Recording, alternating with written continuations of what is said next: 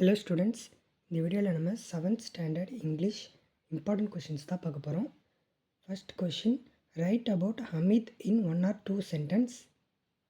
Next, what did Hamid buy at the fair and for whom. Next third question, what did granny say about Hamid's parent. Next fourth question, who was Suresh. Next fifth question, what were the children doing beside the stone wall. Next, sixth question, why was it is a struggle for the children to dry the clothes.